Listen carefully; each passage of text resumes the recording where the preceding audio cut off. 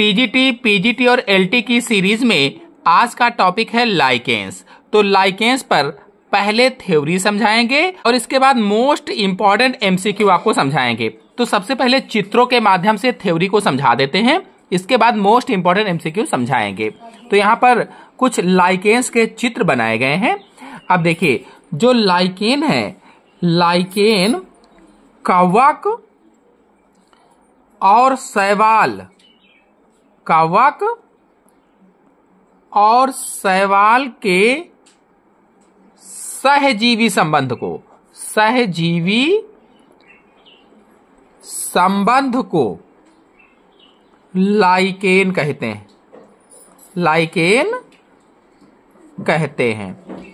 कवक और शैवाल का जो सहजीवी संबंध होता है, सिम्बायोटिक जो रिलेशन होता है, उसी को लाइकेन कहा जाता है।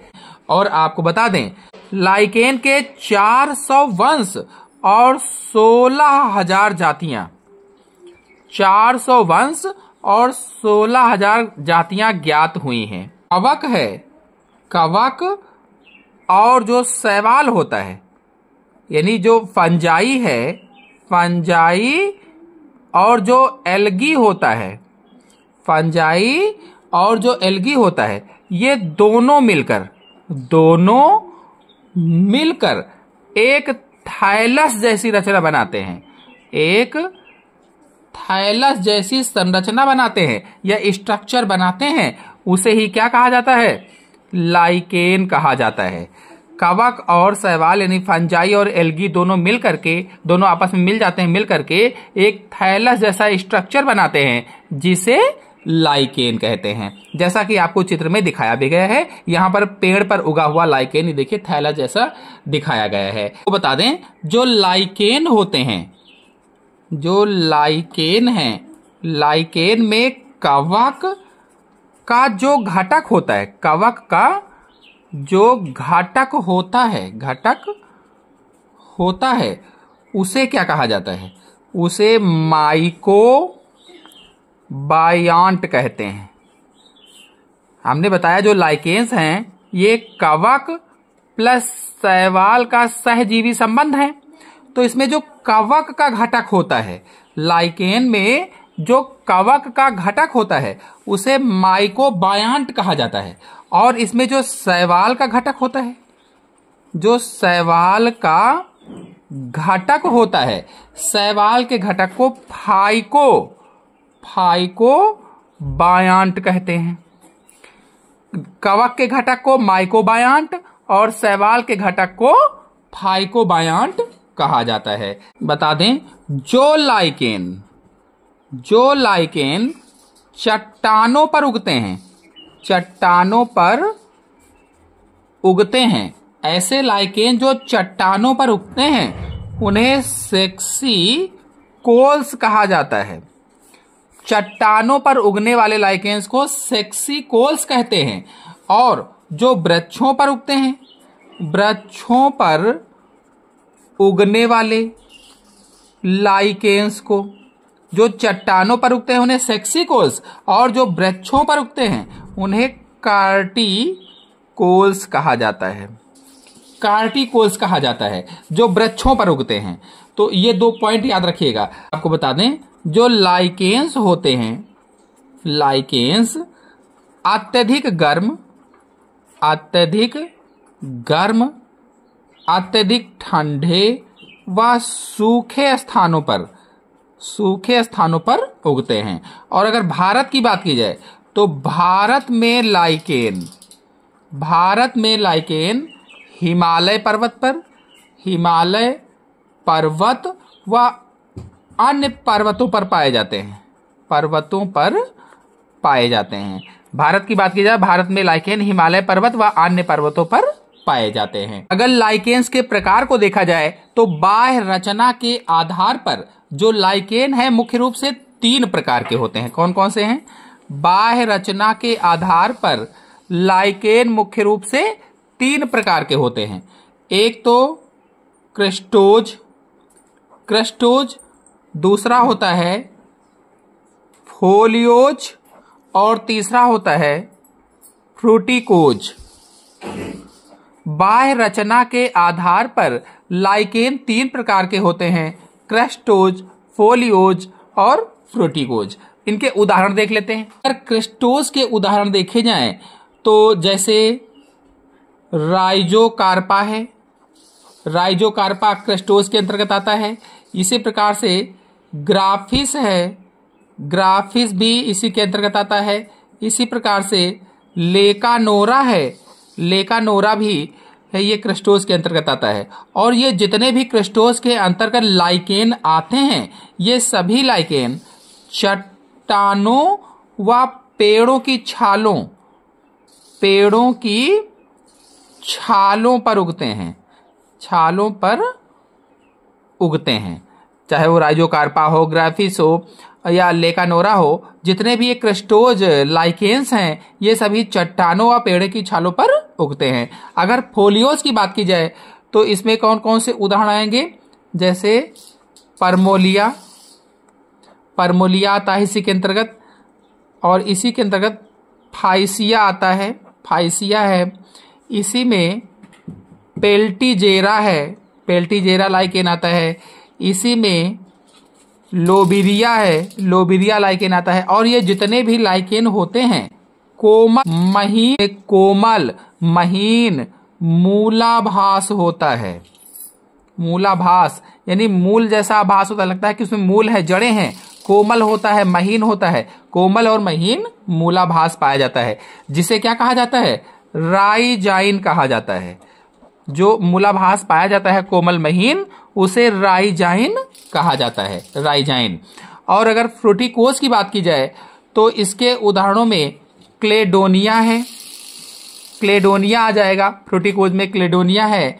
और असनिया आ जाएगा, ये इसके एग्जाम्पल हो जाएंगे। और ये अत्यधिक शाखित होते हैं, ये जो क्लेडोनिया है, असनिया है, ये फ्रूटिकोज जो लाइकेन्स हैं, ये अत्यधिक शाखित होते हैं, यानी बहुत सारी ब्रांचेज इसमें पाई जाती हैं, अत्यधिक शाखित होते हैं, चपटे भी होते हैं, पत्ती जैसे होते हैं, पत्तीनुमा होते हैं। और कभी कभी झाड़ी जैसे भी होते हैं, झाड़ी नुमा भी होते हैं।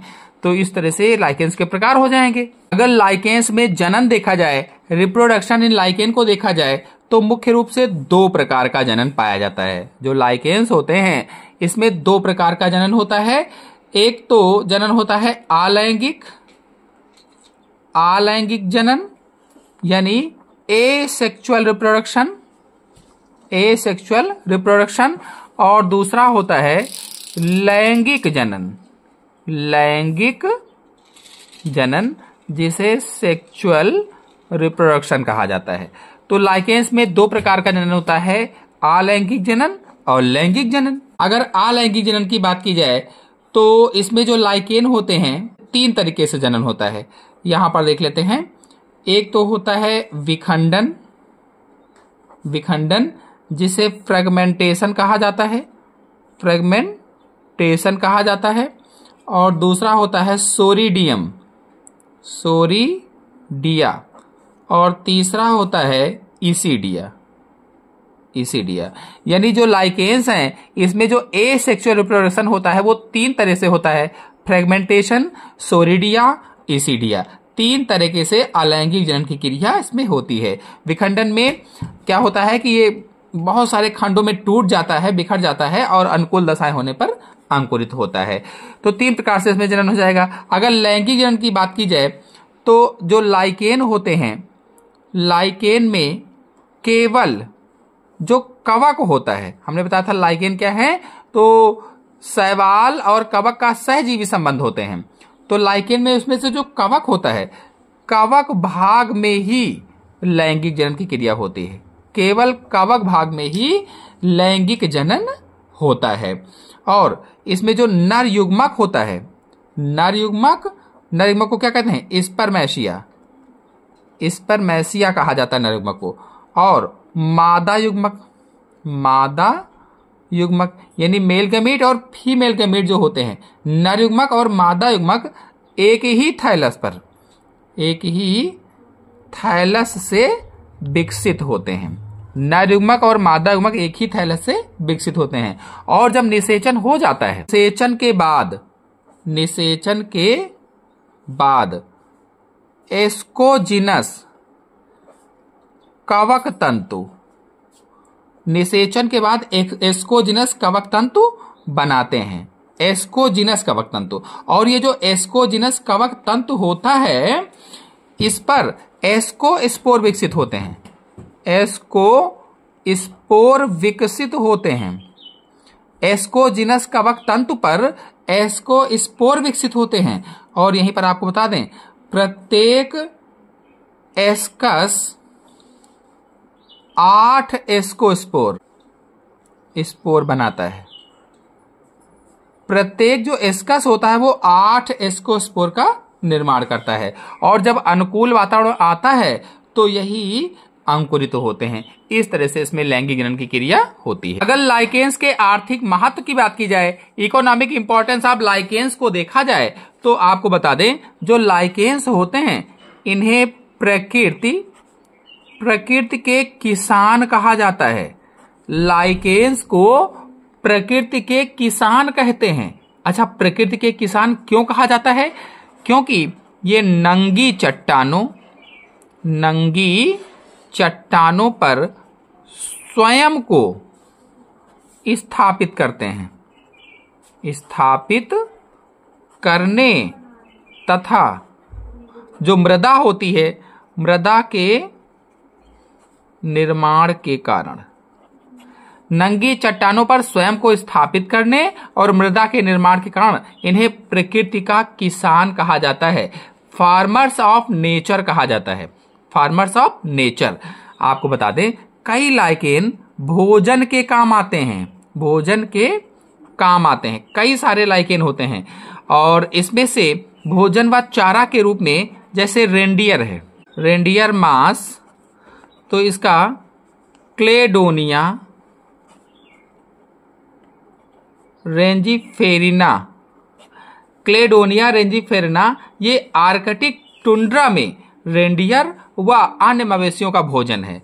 जो रेंडियर मास है, क्लेडोनिया रेंजीफेरिना जो है, ये आर्कटिक टुंड्रा प्रदेश में मवेशियों का भोजन है। मवेशी से भोजन के रूप में काम में लाते हैं। भोजन के रूप में रेंडियर मास का प्रयोग किया जाता है। और औषधीय के रूप में देखा जाए, औषधीय के रूप में लाइकेंस का क्या प्रयोग है?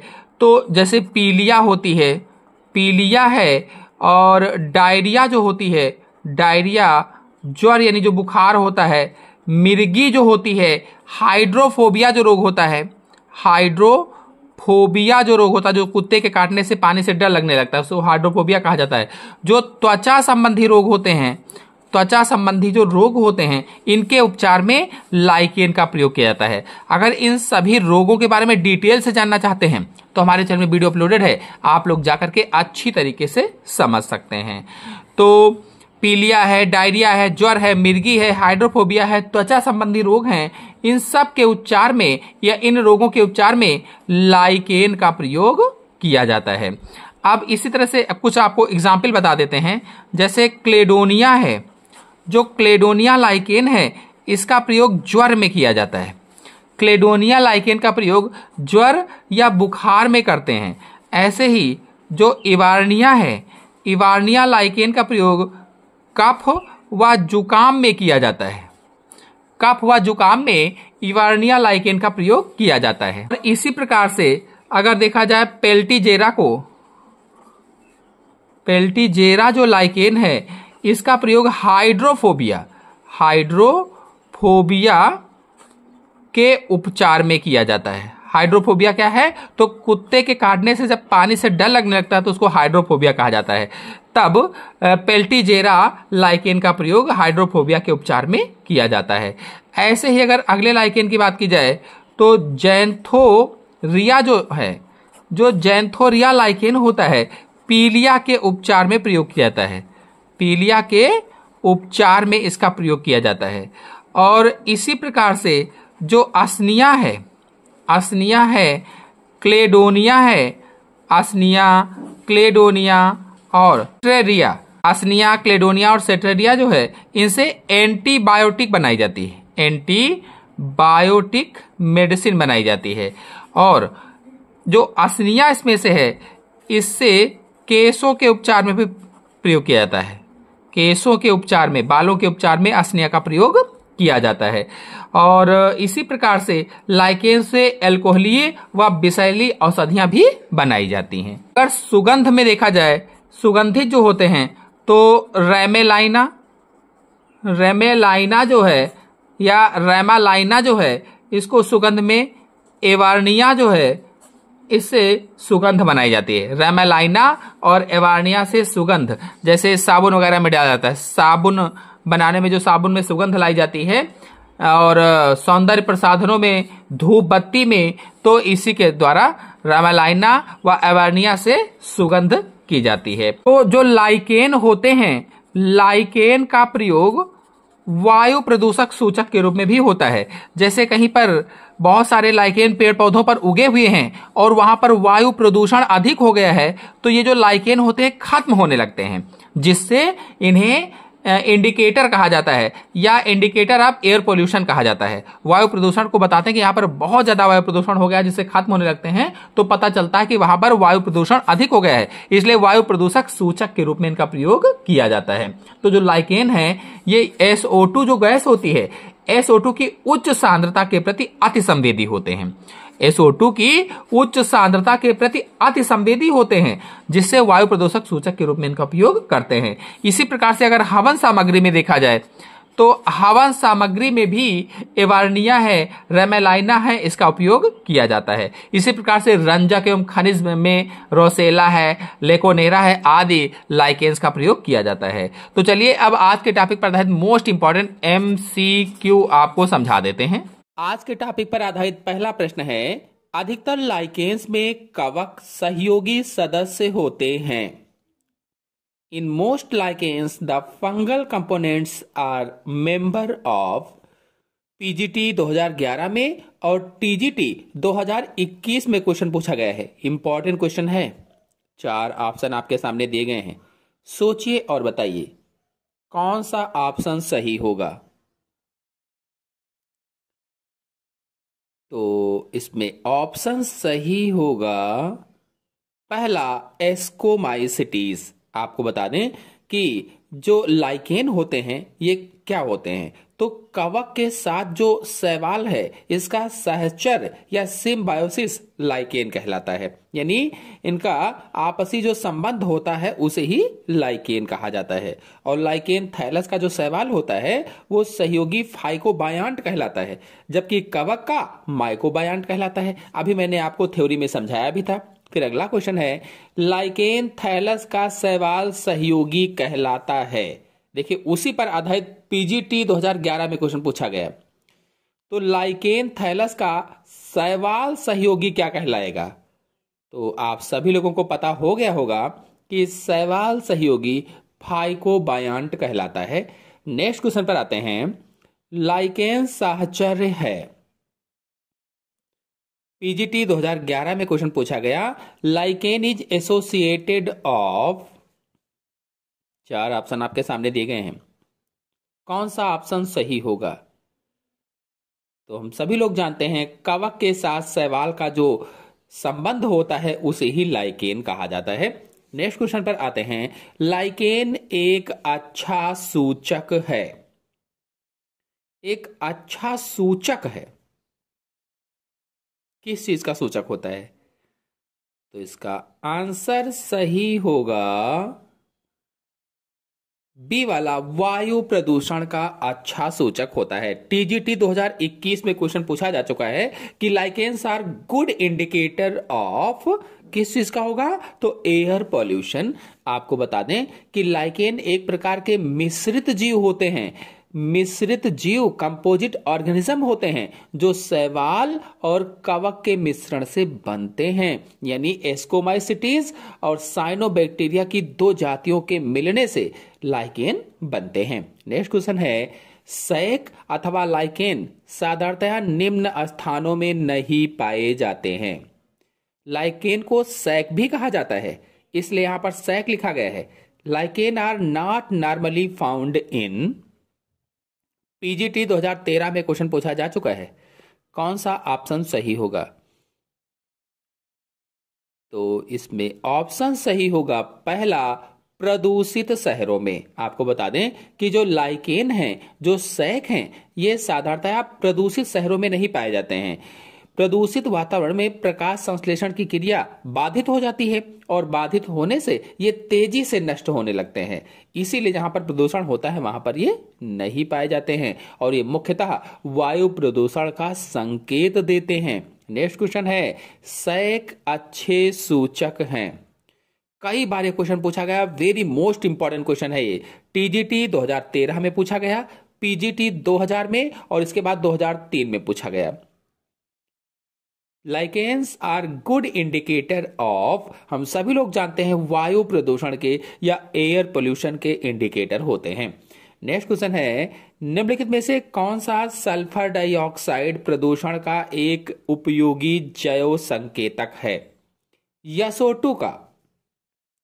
तो आपको बता दें, जो सैक हैं, जो लाइकेन होते हैं, वायु प्रदूषक विशेषता जो SO2 है इससे संबंधित होते हैं, यानी कि अच्छे सूचक होते हैं और ये प्रदूषित वातावरण में तेजी से नष्ट होने लगते हैं और वायु प्रदूषण का संकेत देते हैं, यानी नष्ट होकर वायु प्रदूषण का संकेत देते हैं। तो इसमें ऑप्शन बी वाला सही होगा। नेक्स्ट क्वेश्चन पर आते हैं, लाइकेन सूचक हैं, किस चीज के सूचक हैं? जल प्रदूषण, वायु प्रदूषण, मृदा प्रदूषण, ये सभी।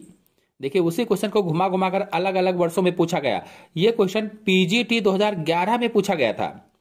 तो हम सभी लोग जानते हैं ऑप्शन सही होगा इसमें से बी, वायु प्रदूषण।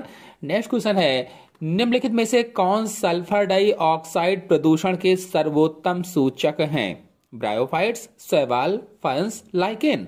सल्फर डाइऑक्साइड यानी SO2 के सर्वोत्तम सूचक कौन है? तो सभी लोग जान चुके होंगे अब तक। इसका आंसर सही होगा डी, लाइकेन्स सल्फर डाइऑक्साइड प्रदूषण के सर्वोत्तम सूचक या इंडिकेटर होते हैं। नेक्स्ट क्वेश्चन है, प्रदूषण के जैविक सूचक हैं। देखिए उसी क्वेश्चन को किस तरह से पीजीटी 2004 में पूछा गया था। सैक, काई, शैवाल, इनमें से कोई नहीं। Bio indicators of pollution are, तो ऑप्शन सही होगा पहला, सैक या लाइकेन होते हैं। नेक्स्ट क्वेश्चन है, क्रेस्टोस और फोलियोज तथा फ्रूटिकोस किन पौधों के समूह में आते हैं? अभी मैंने इसको समझाया भी था। कवक के, शैवाल के, सैक या लाइकेन के, माइकोप्लाज्मा के।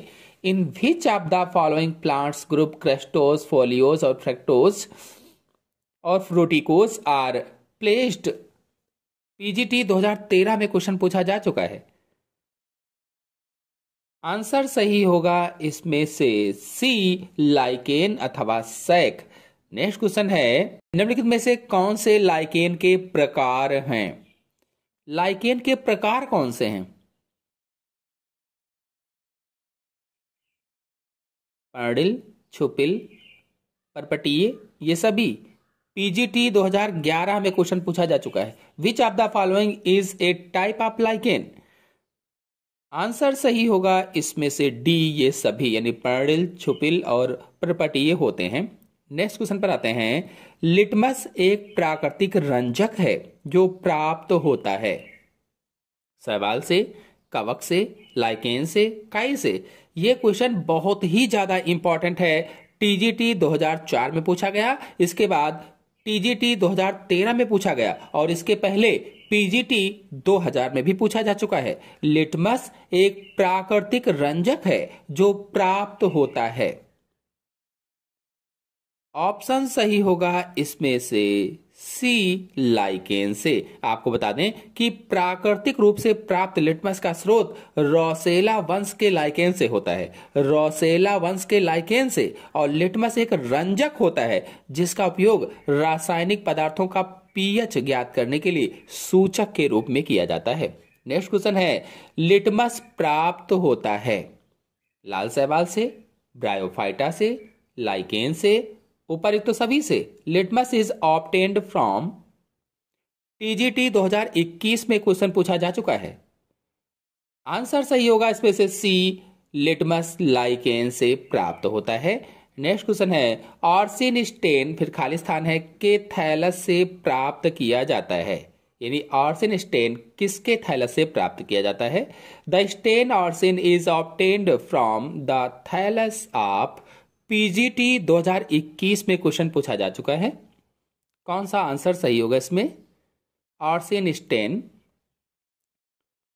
तो इसका आंसर सही होगा पहला, रोसेला जो प्रजाति होती है, रोसेला प्रजाति के लाइकेन से आर्सेन स्टेन प्राप्त किया जाता है। और क्लेडोनिया प्रजाति के लाइकेन का उपयोग भोजन, उसनिया प्रजाति के लाइकेन का प्रयोग उसनिक अम्ल प्राप्त करने के लिए, और जो पार्मेलिया है, पार्मेलिया प्रजाति के लाइकेन का उपयोग मिर्गी रोग के उपचार में औषधि बनाने में किया जाता है।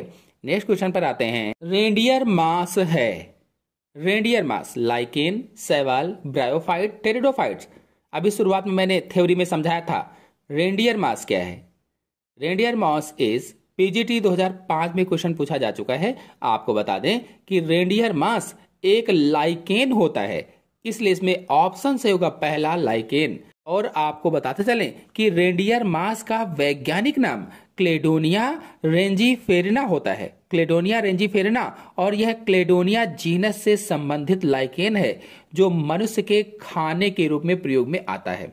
वास्तविक मास शब्द का प्रयोग ब्रायोफाइटा के लिए किया जाता है। नेक्स्ट क्वेश्चन है, निम्नलिखित में से किसे रेंडियर मास के नाम से जाना जाता है? टीजीटी 2016 में क्वेश्चन पूछा गया था। तो हम सभी लोग जान चुके हैं क्लेडोनिया रेंजीफेरेना को रेंडियर मास के नाम से जाना जाता है। नेक्स्ट क्वेश्चन है, रेंडियर मास है ब्रायोफाइट, लाइकेन, मास ए तथा बी दोनों। रेंडियर मास इज, ऑप्शन सही होगा इसमें से भी, रेंडियर मास लाइकेन होता है। तो आज के अंक में इतना ही, अगले अंक में नेक्स्ट क्वेश्चन लेकर के आएंगे। धन्यवाद।